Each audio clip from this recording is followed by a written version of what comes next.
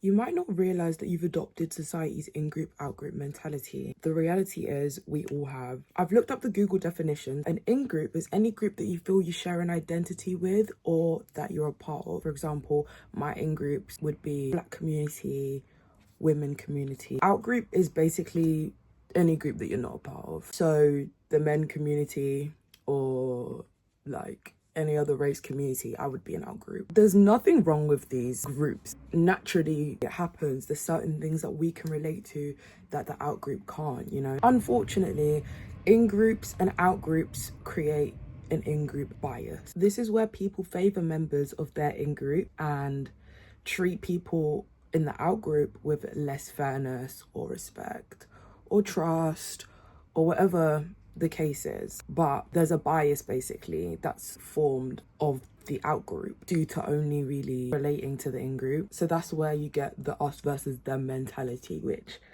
by the way guys, race and gender are not the only types of this thing. It's just my two examples at the moment. Okay, so now that I've explained what in-group, out-group is, my thesis today is that as individuals, our fear of unpredictability is what forms the stereotypes we see day to day. And like the problem with stereotypes is that there is usually a lack of nuance to it. Yeah, and the fact that the stereotypes are usually made from the out-group. How you hating from outside of the club? You can't even get in. No, I'm joking.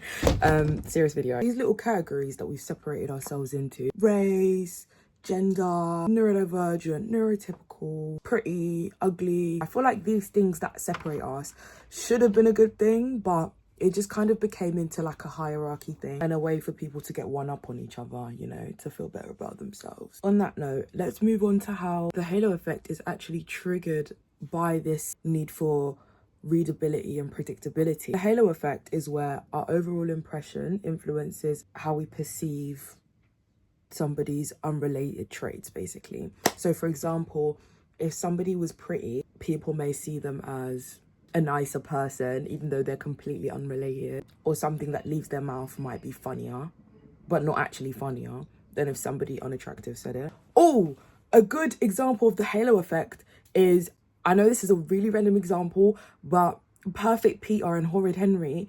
If Perfect Peter ever did anything bad, it would still get blamed on Henry, because Perfect Peter presents himself in a certain way that he's always going to be the angel in the situation. You know, maybe he didn't mean to do this, or, you know, you start making excuses for him to fill in the gaps because that's all you really know of him. Now, when you don't know anything of a person, you go off of how they present themselves. In a society that is formed around predictability and an in-group bias, beauty standards signal readability.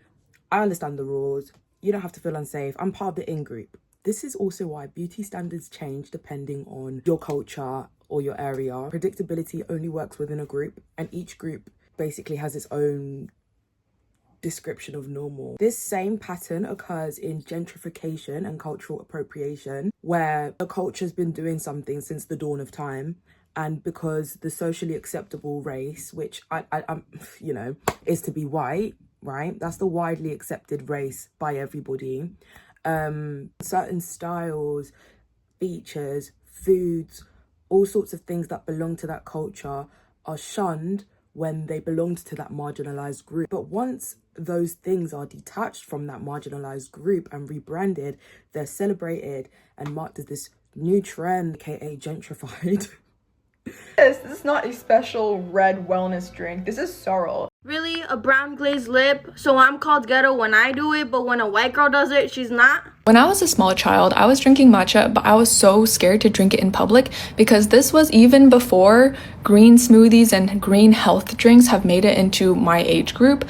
So whenever I would drink it out in public, people would be like, ew, it's green. What are you drinking? That looks so nasty. And I remember this distinctly because when health drinks and green drinks started becoming a fad, I don't really care about smoothies and green drinks. I don't really like them, but I felt relieved when they were popular because that normalized people drinking green drinks for me, so I could drink matcha in public without people looking at me weird or making weird comments about it. It's so irritating.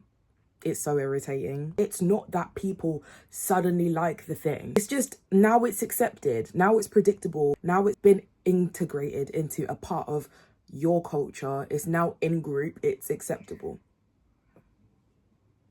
Guys, I forgot to do my makeup. The behavior never changed, only the person did.